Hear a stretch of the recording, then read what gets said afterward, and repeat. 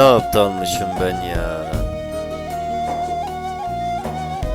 Süzmeli bakışlarını umut sanmış, yüreğimde mahzen yapmıştım. Nereden bilebilirdim ki alçakça vuracağını, kalleşçe kaçacağını. Ne aptalmışım ben ya. Her ikindi vakti ezan sesinde sana seslenişimi,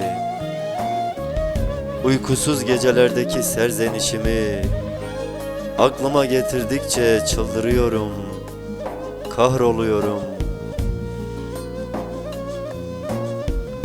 Oy havar, yüreğimin debisinde koskoca bir duvar. Yıktın gönül köprümü, nasıl da aldanmışım ben sana. Nasıl da aldanmışım yar sana.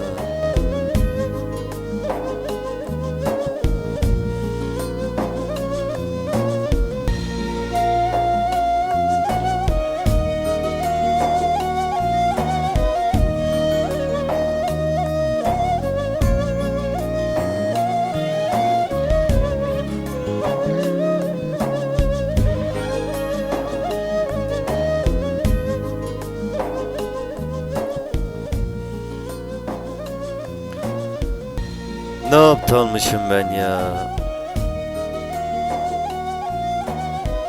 Bakarken görür sanmıştım. Nereden bilebilirdim ki gözümün içine baka baka yalan olacağını, cehenneme kaçacağını.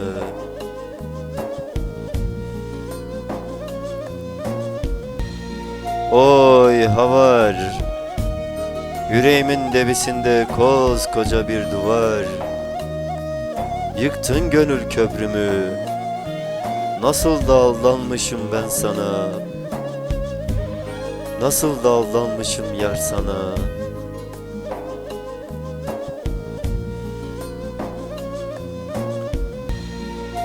Dibeseydi dilim şehveti, ez din buyme, ez har buyme, ez aşıkı çavete buyme yar. Ez aşıkı çavete buyme, ez aşıkı becnate buyme.